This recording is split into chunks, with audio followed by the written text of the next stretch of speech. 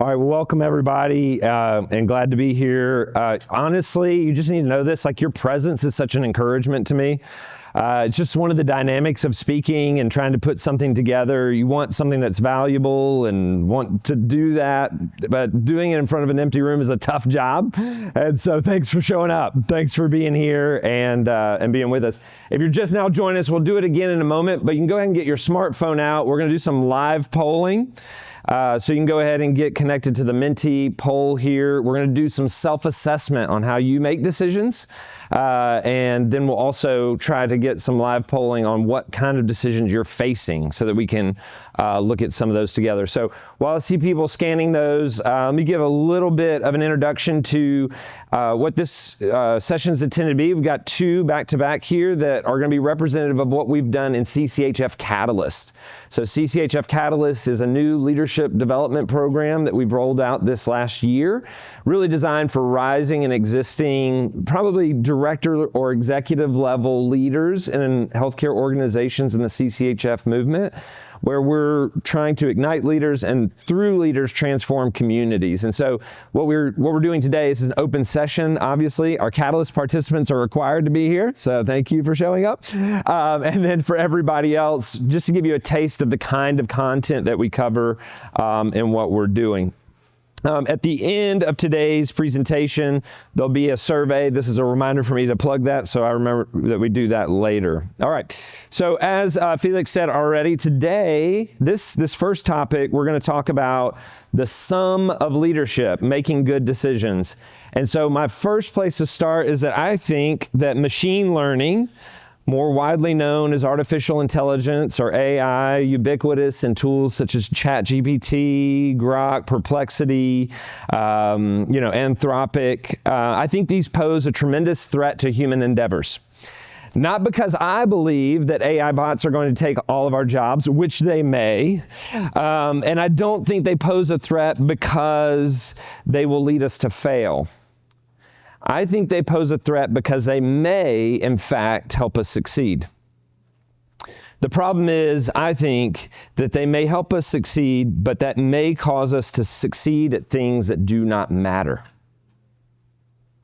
AI poses just an amazing possibility to expand and multiply what we do. We're fascinated with how fast this result came back, and it gives us this sense that I can do more. But we miss a step to evaluate whether we should. So that requires discernment and wisdom.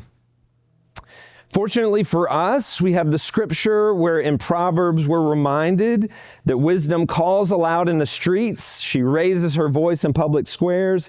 And this passage from chapter 8, verses 12 through 21.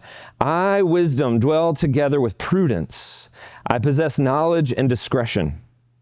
To fear the Lord is to hate evil. I hate pride and arrogance, evil behavior and perverse speech. Counsel, listen to this, counsel and sound judgment are mine. I have insight, I have power. By me, kings reign, and rulers issue decrees that are just.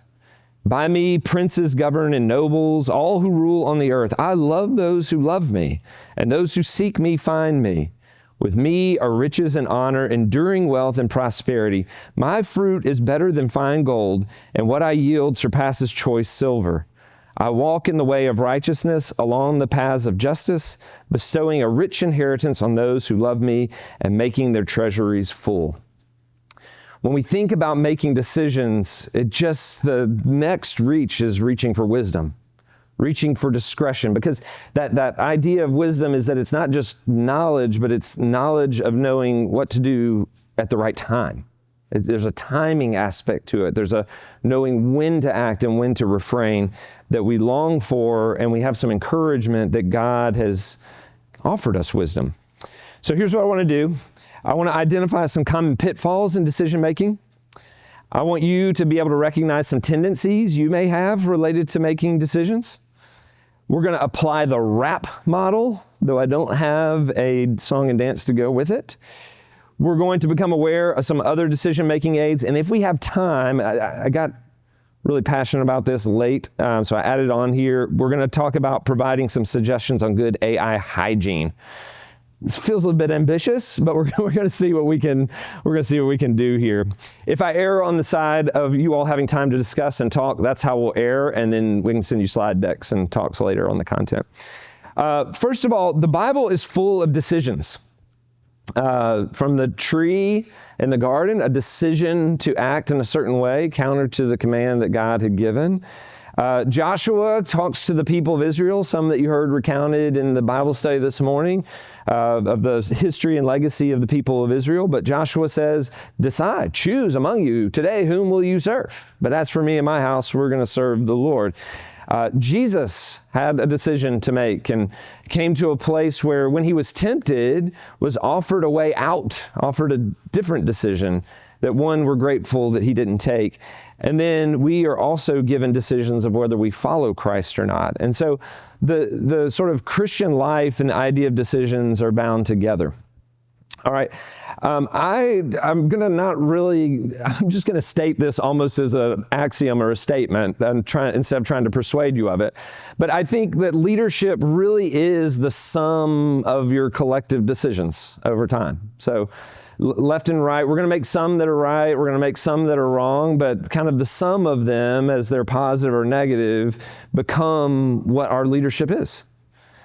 Which leads me to a question that I'm using this word decision but haven't defined for you. And so let's turn to that. I would say that this is borrowing a little bit from dictionaries and a little bit making up my own, so ride with me on that. But decision is, I liked this one, it's a conclusion or resolution reached after some sort of consideration. Better yet, though, I like this. It's the action or process, and I'm using the word or related word there, which I think middle school teachers would tell me I couldn't do. But the action or process of deciding something or of resolving a question. Right? This is the one that I really liked. This unlocked something for me. When I thought about what decisions are, they're about answering a question. Okay?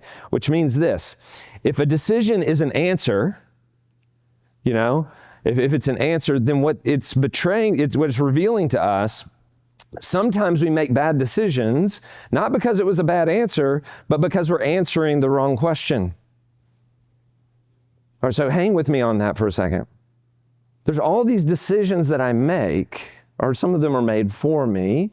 If I'm starting to think about decisions are an answer to a question, it begs the question, well, what was the question that I thought I was answering?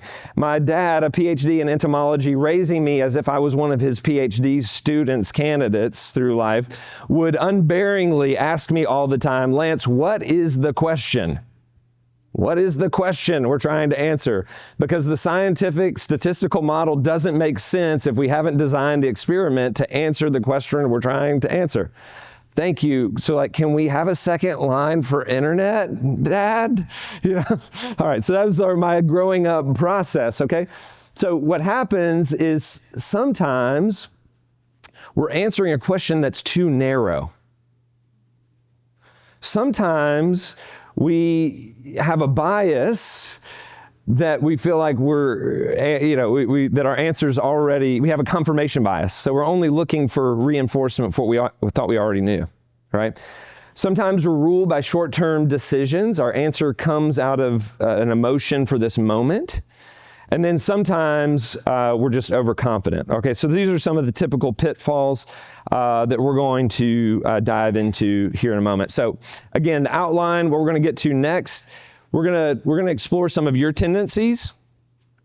Then I'm gonna walk through the RAP model in more detail. So this RAP model, this acronym is to intentionally address some of those pitfalls that I just mentioned. So 1, widen your options. 2, reality test your assumptions. 3, attain distance before deciding. And 4, prepare to fail. All right. And then we're going to look at trying to apply that model. The way we're going to do this is we're going to do a little bit about your decision-making tendencies and kind of see what decisions you're facing. And then the rhythm is going to be, I'm going to explain just a sample from this kind of category of thinking and then give you a chance to apply that to the decision that you're considering. Okay, so you got a decision that you're weighing. I'll talk to you about what widen the options means, give you kind of a sample of that, then give you 1 or 2 minutes to sort of weigh in of how could you widen the options related to the decision that you're facing. Okay, this is the reminder for me to go back here. Okay, if you haven't done it, this is where you get your, now help me out, is for those who are joining, all right, we already have some answers. 9 of 32 have responded. Amazing, I didn't even realize that was there. So, okay, if you haven't done so already, I need to change what's on the screen, don't I? I see you all looking at me so kindly, like I knew what I was doing. Okay, which way is the mouse going? There we go. Okay, so if you haven't done yet, this is the time to go ahead and get logged in, and we're going to kind of walk through some of these tendencies that are related to decisions there. So the first one here in decision-making self-assessment, when making a decision, I look for good enough and move on, or the best possible solution. In preparation for this talk, I have 4 kids, ages 6 to 12, and a wife who I love dearly and is completely opposite from me. And I just fielded these questions. We did a self-assessment around the dinner table. And there was a lot of explaining of what even words I was using and what they meant, okay? It was a blast, okay? Because I am over here, all right? And my wife is over here. All right. Great pairing, all right? Very, very helpful. All right, so we're at 41 of 44. We're gonna call that good enough, all right? If I can muster that, we'll see what results that gave us. Okay, all right, in the room. All right, maybe that's healthcare speaking into us. I don't know. All right, but we lean toward maybe some perfection in the room, which is maybe why you're all here to figure out how to make the best decisions you can. I don't know. Everybody else is like, I'm fine on decision making. Okay, let me go somewhere else. I don't know. All right, let's do the next one. All right, I tend to make decisions deliberately, quickly. All right, I tend to make decisions deliberately or quickly.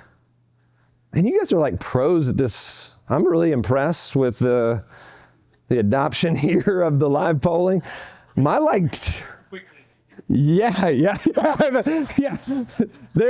That's right. There's like 8 of us who are like, I don't know, like 4.3 or like, yeah. All right, we're getting close here. All right, that's 41. I think that's where we called it last time. All right. Yeah, betraying like, all right, we're on maybe leaning a little bit on the quick, deliberate, sorry. The quick, maybe we're a little bit afraid of quick snap decisions here. All right, next one. What do you tend to do here with decisions? By myself, collaboratively with others. How do you like to make decisions? By yourself or collaboratively with others? Right now, you're all having to do it by yourself, deciding where you are on this. Did we lose somebody there? Thank you for number 41. All right, okay, a lot more collaborators. We're 3.6 out of 5 there. Like some collaborative decision making. That's interesting to see in the group. I am not that way. Okay. All right.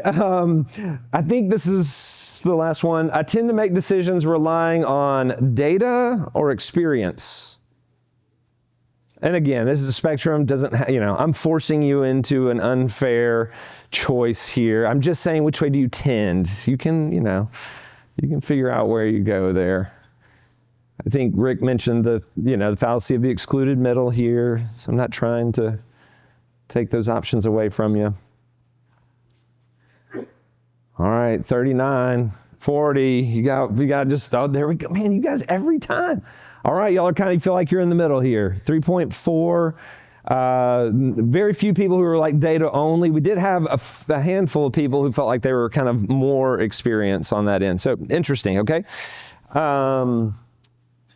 I did have one more. I lied. Okay, I forgot about this one. Yeah. All right. I tend to, in making decisions, this is the last one, I tend to avoid risk or I tend to seek opportunities. Okay? I tend to avoid risk, like avoiding failure, avoiding, like a problem, or I tend to be seeking opportunities. All right, again, literally on every one of these, my wife and I just couldn't be more different. It's like, I do not want to fail, and I want to get it right. And she's like, you got to swing the bat, baby. Like, you got to do something, right? Interesting. We're like bimodal here, right? Okay, so we got some people who are like, yeah, opportunities. We got other people, I'm with you on this is the one unique one where we're kind of two different groups here. Just interesting. Okay, so I'm highlighting those.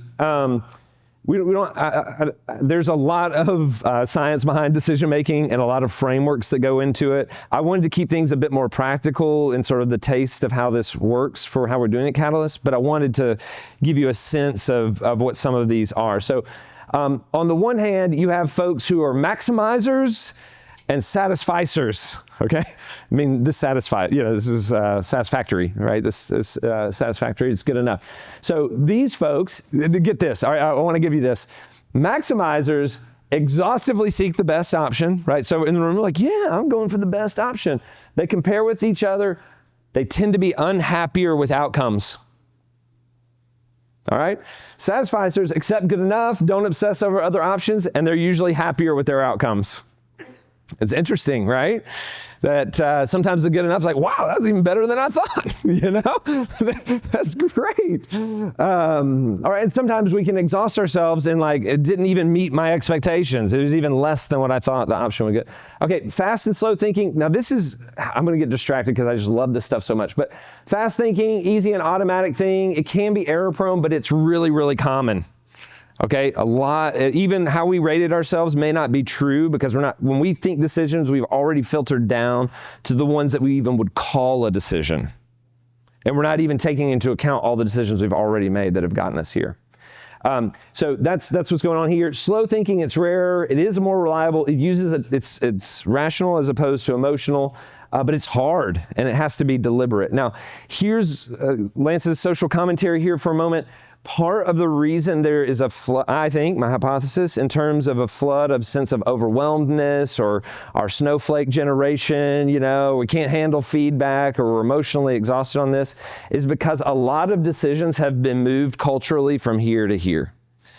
All right, so think about all the preferences you have or all the things you can change, all the options you can get. Which one do you want? Which one's going to be reflective of your personality? How are you going to do this? Are you going to parent your child in this philosophy or this one? What are you going to, when just prior, this is how it's done. There was a cultural decision that gets made that carried a lot of the day on those, leaving more mental space for that. And one of the things,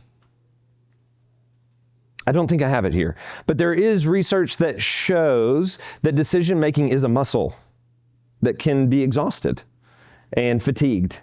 And so as decisions get moved from here to here, we get tired. We get tired of making more and more of those decisions. And that comes back to where AI then seems as this attractive thing that's going to help us make decisions, but it may help us make really great decisions that things don't matter. Yeah, Matt. Is there different research based on the type of decision, like decisions making home versus work versus leisure? Yeah, for sure. The stuff that I've looked at is a little bit more on what are, sort of habitual decisions versus ones that are less frequent that you tend to take more deliberately. And then there is some research on that in some ways this can be defining of what your culture is. It's an interesting thing to think about, culture are the group decisions that have been made on your behalf that you have sort of agreed to walk in, right? Rather than making your independent decision on that. So anyways, this is where, okay, I can't get distracted. We got so much more. We'll talk about it for days. All right, let's just move on. Another category here, the idea of being individual or connected on those. I don't think I have much to say on that one. The risk attitude spectrum here, the idea of being risk averse, and I couldn't find an easy graphic that talked about opportunity seeking as the other side of things, but actually like that, the framing of risk averse versus risk-seeking. As a risk, maybe averse person, that like sounded more dangerous to me. But opportunity-seeking, I'm like, maybe I can get on board with that. I can get on board with an opportunity that we would go for. But that can be a factor in it. And then data and experience here really is like, some people relying on this is my lived experience, this is what we have in the group versus what's more of the objective data that's out there, what's a wider sample on that, okay? So these represent 5 sort of typical categories in the literature around like decision-making models and tendencies and spectrums. And so really, I just kind of want to highlight some of those to you just to have some of those categories. All right, let's go back. I got one more question in Menti, and then we're going to start applying the more practical I didn't even spell it right. All right, here we go. Here's what I want to know. This is going to show up as a short answer. I'm going to give you, a little bit more time. Thumb typing is a little slower. I get it. But what's a decision you're facing right now? What's a decision you're facing right now? So probably less on the toothbrushing side of things. I don't know. If that's one you're weighing, let's let it be there.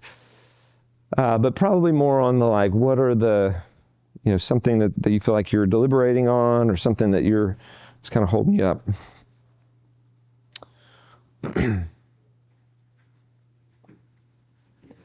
All right, once we get halfway here, I'll put we'll start looking at some of the samples while other people are putting their answers in.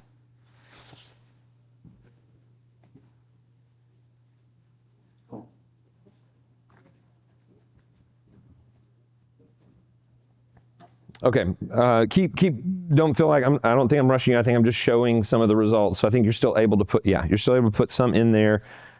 Okay, here's some of the things. Changing for free. Yeah, okay, so an organizational on what we're doing in terms of that, where to send my son to school, a staffing issue, when to retire, how to fire an employee, how and when, how to use my time, what projects and works best, okay?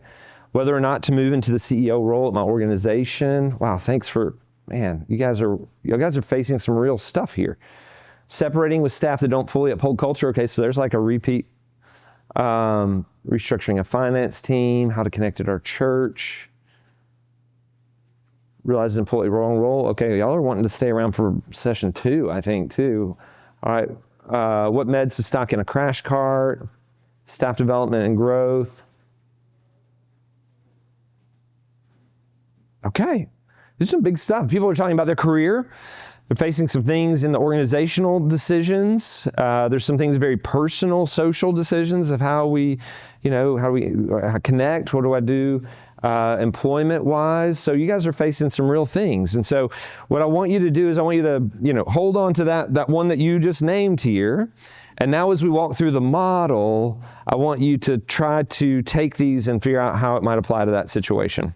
Okay, and I'm gonna, to the degree you're comfortable, we'll let some some discussion with your shoulder partner there. So, okay,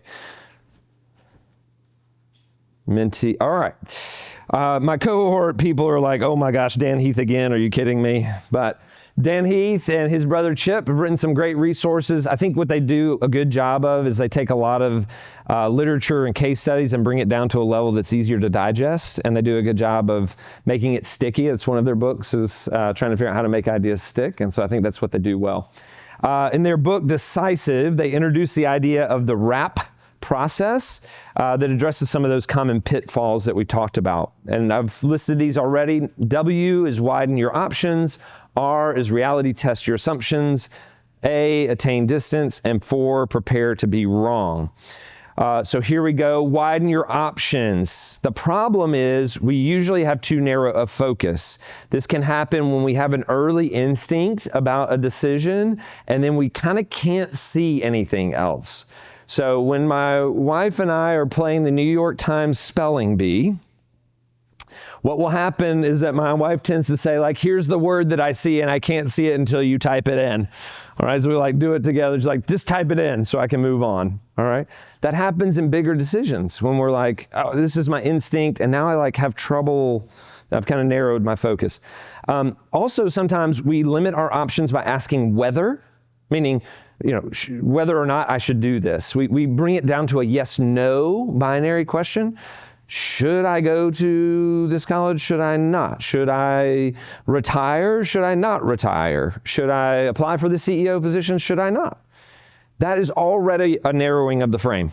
We've taken out a ton of options and we're just like, yes, no on this. Sometimes we do that because it's overwhelming to us if it's too broad. But my first push on a decision as we can name it and put it on the table is to widen that and realize that a whether question is a little bit of a problem. Also, we tend to start with options-based thinking. So options-based thinking goes like this. Let's go on, where are we going to go for vacation? Well, we can go to the Gulf, we can go to here, we can go to Disney. We just start with, it becomes a multiple choice test, is what I'm saying. All right. And part of widening our options is actually having value-based thinking. What is it we want to do? Man, we'd love to have fun. It's about connecting. That begin to inform, it just widens your options for a moment. Well, maybe vacation's not what we need, or maybe we could do two smaller, anyways, you get the idea. Typical, should we hire this person or not? Okay, what do you do about it? Well, when you want to widen your options, you try to turn whether into a which, like whether or not to which option should we do, or, what could we do here?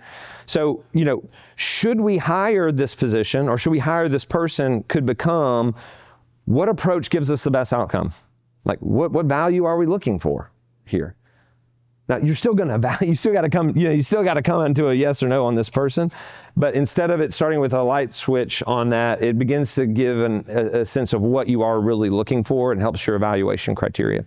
It's also can help you come up with some both and options on there of like, hey, instead of just whether or not on this one, are there opportunities for us to grab pieces of what we like about both? Here's another typical thing that marketers do well of intentionally narrowing our frame. Okay, this is what advertisers are really good at, is hijacking our brains and narrowing our frame here.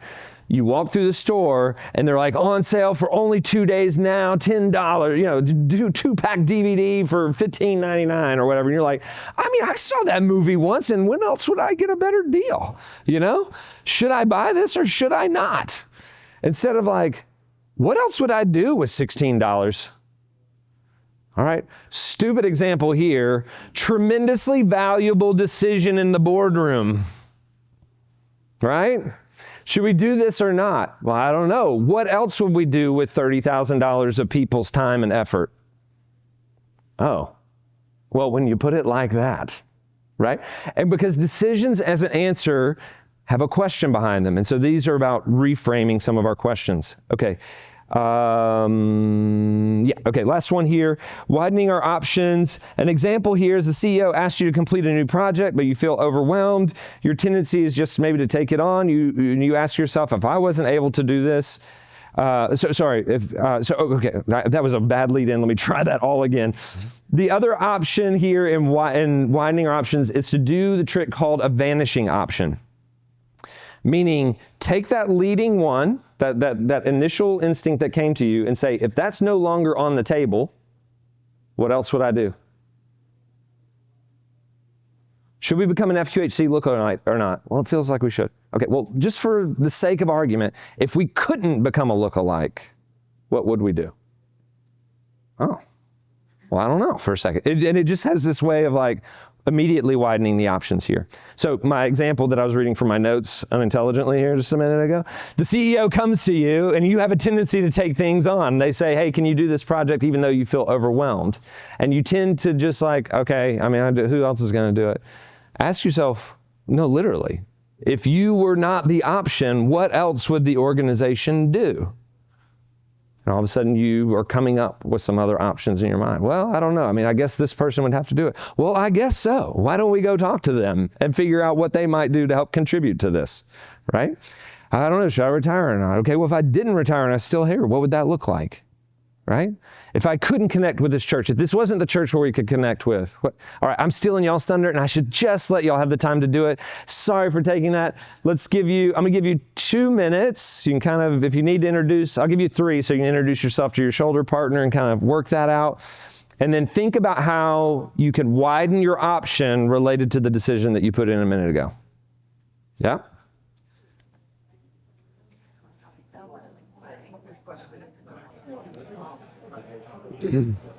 All right. I know I'm interrupting you. But let's bring it back.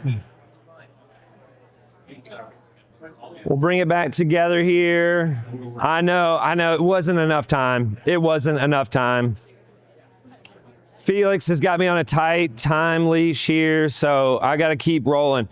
All right, if you didn't get to talk that time, then you get to do it on the next one. Let's call it. Let's just get to that. Unless you didn't get to introduce yourself, but all right, the next one is R. The R stands for reality test your assumptions. Okay, because I love this Venn diagram. Okay. Here's all the evidence. Here's all the evidence that we ignore. Okay? Here are our beliefs. Here tends to be the evidence that we believe. All right? You got what I'm saying? You get that? You get the Venn diagram here, right? Here all the evidence exists. Here are my beliefs. These tend to be the only evidence that we pay attention to. Again, if you'll afford me a really unfounded, but I feel adroit assessment of our current age, is that the algorithms have leaned into this hard so that we are not even exposed to evidence that doesn't just reinforce our belief. Marketers have hijacked our narrow frame, our algorithms, and tendency to come back to a platform has hijacked our confirmation bias. Because we get a feedback loop. Oh yeah, that's right, I saw it again. I mean, people are talking about it. Am I right?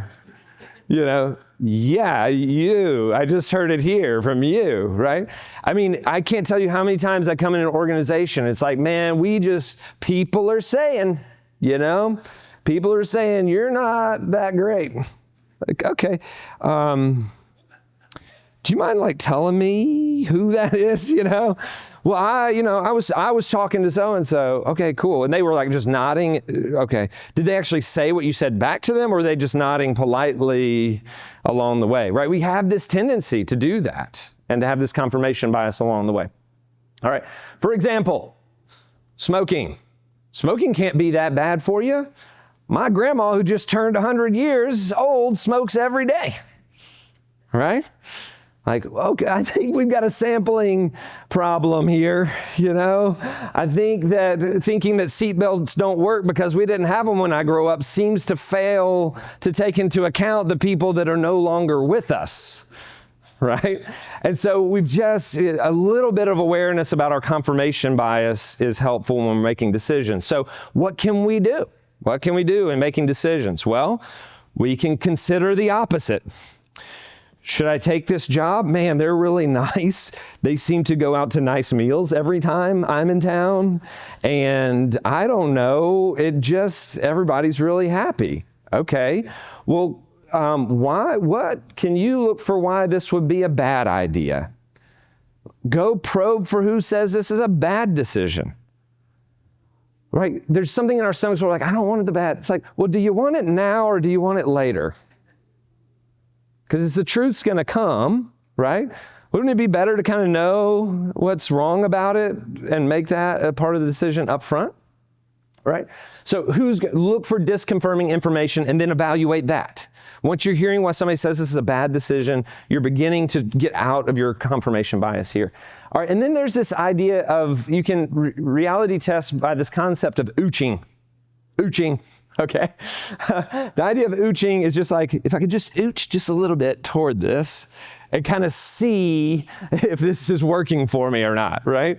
So just man, I love going out on the ice. It looks great. Love to play out in the winter sports, but maybe I should just, I can just test the ice just a little bit there and see what happens. All right. What I'm saying is doing that purposefully in your decisions. Not all decisions can warrant you the opportunity to ooch. All right? But some do, and they afford you the opportunity to see if the assumptions that you were making about it are valid or not.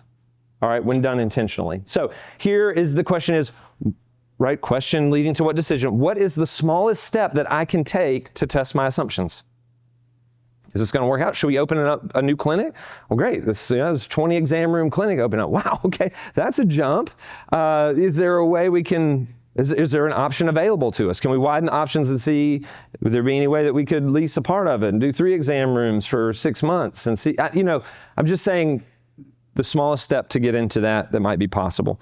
One other, so this is on the look for disconfirming information.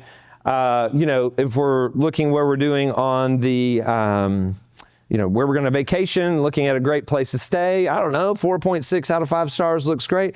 Hey, could I just when people don't like it, what are they saying? And do I not like the same things those people don't like, or do I not care about the things that they don't like?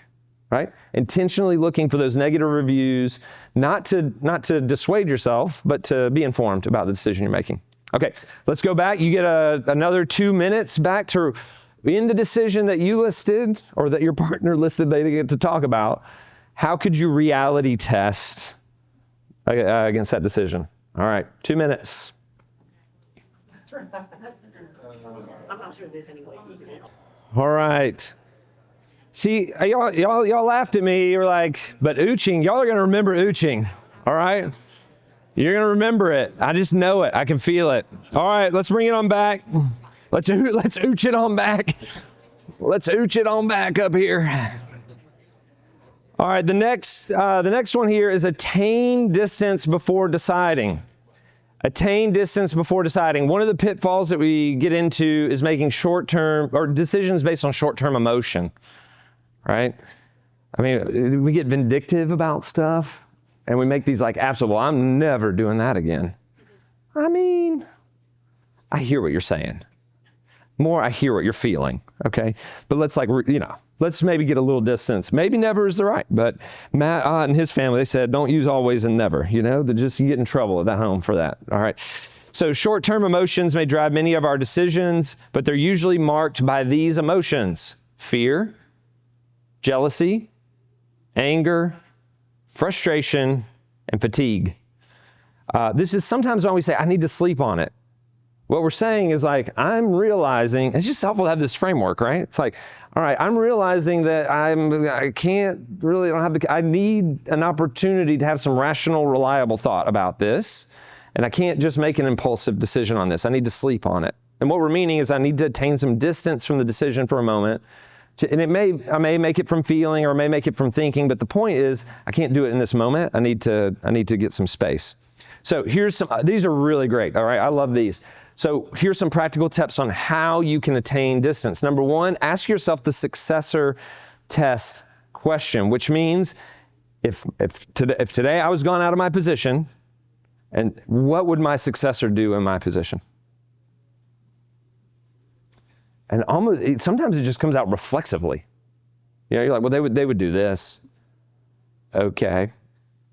So what's keeping you from doing that, Like, do you want to, you could either just do the right decision, or you could also just think about loving your future successor well, like you would want to be loved if you took over the position, What would your successor do? In social situations, you might flip this instead of successor. If your friend came to you with that problem, what would you tell them to do? What would you tell your friend to do? And sometimes it can just because it's not you have enough distance, well, this is what they should do. And if I have to be honest, I've had a couple of roles where I've been able to fill in an interim capacity, and I have felt a lot more freedom in some of the decisions I make because I'm like, well, this is what an interim would do, Why can't I do that when I'm like, it's my thing? I don't know, But this is what I'm trying to help you do and think all right, if somebody after you had to take on and found the situation you left it in, what would they do? All right. The other one here, I kind of mentioned this one also. You can attain distance by thinking about values. What do you value in a decision rather than the options? Essentially coming back to what options align with our mission or our long-term direction or who we want to be, right? So it's this,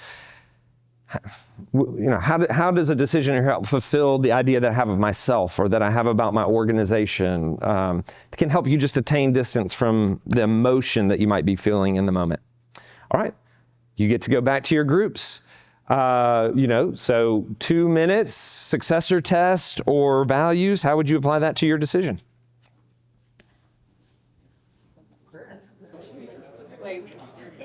Okay, let's bring it on back. Let's bring it on back. One of the other It's building generational. One of the other tactics here on a smaller scale to attain some distance is like at a micro scale, deciding what you're going to say. Just a 10-second pause by breathing in for 3 seconds and out for 7. Sometimes that can provide you enough distance to respond with a tad bit more wisdom than you would have prior to jumping in on that. So that was a freebie. All right, it wasn't on the slide. All right, next is to prepare to be wrong. Prepare to be wrong. We do tend to have overconfidence here, where we might be doing a lot of good. Man, we are busy. I'm working hard. Yes, you are. And for the sake of the recording, there's a man cutting off the branch he's standing on. Okay. So how can you address this? And really, what we're addressing is overconfidence. So how can we address overconfidence? Well, we can prepare that we will fail. All right, let me just, I'm not going to make you say it, but we should just rehearse that I will fail. I will make wrong decisions. I will make a bad turn. But that's what I was trying to say. Leadership is the sum of our decisions. Right? We're going to make some wrong turns, and by God's grace, we're going to make some right turns. Okay? And it's having the wisdom to turn at the right time. But we might as well get comfortable with the fact that we're going to fail along the way. And so one of the things you can do a pre-mortem. Do a pre-mortem on the decision. All right, let's fast forward 5 years, and I made the wrong decision about this. What does it look like? Why would it have failed? What is going wrong? What is it that led to this? Sometimes this distills down the primary challenge of a decision and begins to clarify the question that you're trying to answer with the decision you're making. Right? So instead it becomes instead of, where are we going on vacation? Okay, the vacation didn't go well. Why was that? Well, we were running around everywhere, and I'm just as tired then as I am now. Oh. What would give us rest? Right? And I was what would be restful for us? Oh, you see what I'm saying? You prepared, it was the wrong one, prepared to fail, now you're done. Okay. Tripwire. All right, so this is akin to ooching, all right? But this is saying all right, I'm going to give us some leash here until at what point? And then that point we would have to reevaluate. So it may be a budgetary, option. All right. 10 grand into that option, and then we're just gonna have to call it marketing. We just got to do a better job marketing out. We got to spend more on ads. We got to get that on out. Okay, I'm not totally sure, but you go with it. It might be wrong, but we can set a tripwire, meaning a spend up to this level. And if we're not getting the results, then we're gonna can it. And that seems fair to all of us, that you get to try it. If it didn't work, we've set an pre-agreed upon place where we would call it. A time is another one, so we'll let you run with this option. You think training is the solution to your HR problems? It probably is, okay. But all right, training, it's we want to train in this way. Okay, I want to do this program for training. Great, all right, we're going to give you the next X number of new hire cohorts, you get to do it, and we're going to agree that if we aren't getting the results on this problem, then that's not the solution that we're going to go with. This helps address some of that. We tried that before and it didn't work it's okay, well, a tripwire can help do that, okay? All right, back to you. You get 2 more minutes. How could you prepare to be wrong in the decision that you're facing? All right, I think I'm shorting you a little bit. I think I'm shorting you a little bit on this last one. Sorry about that, but I'm realizing we just got a couple minutes left. All right, so helpful. Thank you for the discussions that you all have with each other. My hunch is that you may not have solved your decision in here, but there may be an internal confidence about some of those things and some clarity, even just talking those through. That's just my hunch based on experience. And so I would say even just having this framework or this acronym can be helpful if you share that with somebody, a trusted colleague, friend, somebody, to have that. And just, you can even ask them to hold the space for you for 5 to 10 minutes, and just, if you don't mind, would you just ask me these questions or give me space to talk those through out loud? Can be very, very helpful. Say okay, have you widened your options? They run the checklist for you is what I'm kind of suggesting. All right, I have some things in here, other tools here that kind of restate some of the things here. I have a force field analysis. I'm going to skip that because I actually want to get to the AI hygiene piece of it, okay? Okay, AI hygiene, here we go. There's this great opportunity at Baylor University that Dr. Forrest Kim invited some of the CCHF folks to participate in. They put together a case study competition where they invited MBA students from across this country to come and evaluate a case study that had been written for Dayspring Health and how to use their specialists who were being underutilized at the time. Okay, and so I think 15 to 20 MBA cohorts from across the country, different universities came and had a day to respond and then a day to present. And it was really cool to see like the CCHF community presented so widely among different, here's what community health centers are, here's what faith-based health looks like for people who are probably usually going to get gobbled up into hospital systems. And so it was really cool. All right, one of the things I thought was so interesting is one of the ethical guidelines in the framework of their case competition is that their presentations had to include an AI disclosure. So they were given some guidelines on how they could or couldn't use it, but every presentation at the end had to say how they used artificial intelligence. I think that's a great practice. If you think about what work you do, and if you knew that every communication you had where you leaned on artificial intelligence had a disclosure at the bottom that said how you used it, if you're embarrassed by that, that might be revealing. Right? But I'm not, and so when I'm going back to my earlier statement, my earlier statement about the concern that I have around AI is not the tool itself, as any technology has opportunity with it. It's its potential for exacerbating the fallen nature of the way we make decisions and not adding wisdom into our decision making. Okay, that's where I think the risk is. But a disclosure is a good thing in evaluating its use. So here's how I like to evaluate these. And in organizations that I'm in, I usually put these questions into an AI governance policy to try to actually guide my health center staff in terms of what and how they use this. Right. So first is purpose. Why are you even using AI right now in this capacity? What's the purpose you're trying to get out of it? Number two, permission. Are you allowed to do that? Okay. Sometimes you are not, and you do not have a presumed use if you haven't been given explicit permission in some cases. Number three, I'm hoping y'all are making the jump with me on permission, like organizational and patient. Like there's a lot of permission levels related to that. Okay. Number three, learning. Is this going to support me actually getting better, or am I outsourcing it to this agent? We want to get better at what we do. Use it, but use it to help you do something. Use it to help you think better about something rather than just doing thinking for you. Number four, accuracy. Is there a way for you to actually verify the accuracy of those results? If you don't know, most of them at the bottom can give you unreliable results. They need to be verified. Okay, do you have a way to verify that? Right? Probe on it. Next, ethical. Is it honest, fair, and respectful to use AI in this context and with the information that you're providing? Next, value is oh goodness, please, let's all just please do this one. Is the result more valuable as of having used AI than it would have been if you had just done it yourself? I don't need more nonsense in my inbox, okay? Thank you. I can't tell you how many job applications I've reviewed, and I'm like, well, this kind of sounded good, but why is it 3 times longer than all the other responses? I'll grab the results, put it into like AI detector, 100% match. Stakeholder surveys. Hey, I'd like to get your opinion about what we should do, strategic thinking for your organization. Wow, that kind of sounds like a polished result. Oh my goodness, it came from AI. I want your thoughts. I want your thoughts and your ideas on that. So is it more valuable? Lastly, accountability. Will you sign your name to those results?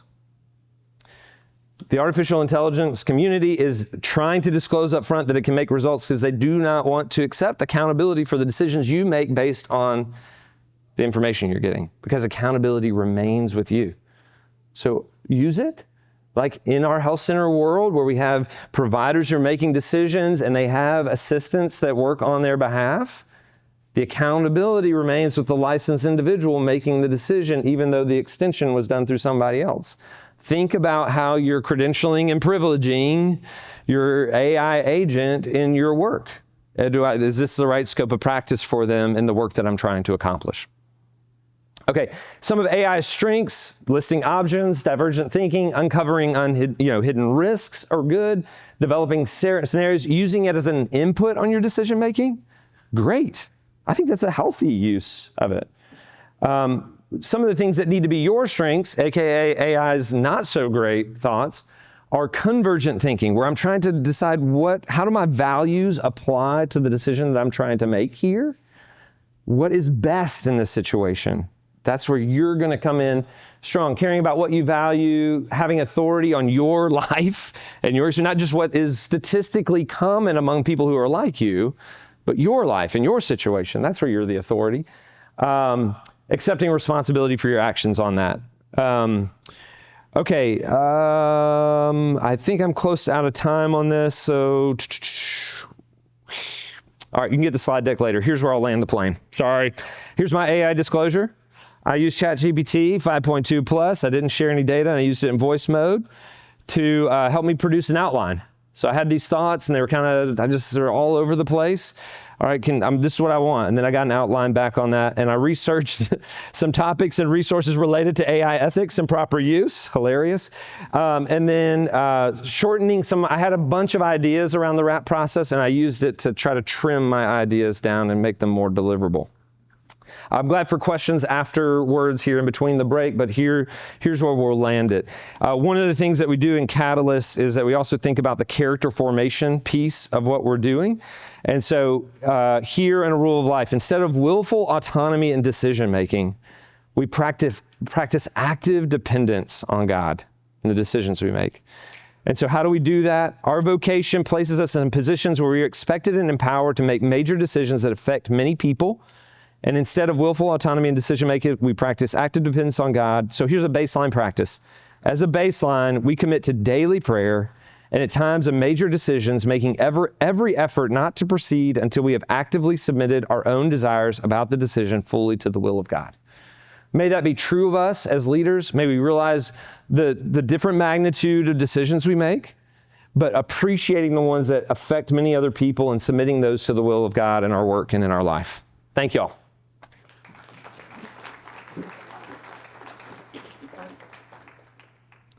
All right, I think the plug is here at the end. Please, if you have a chance, leave a survey. We'd appreciate that. Also, plug for Catalyst, round 2, starting in the fall. Would love to have you all participate with us, and glad for any questions in the break. Thanks again.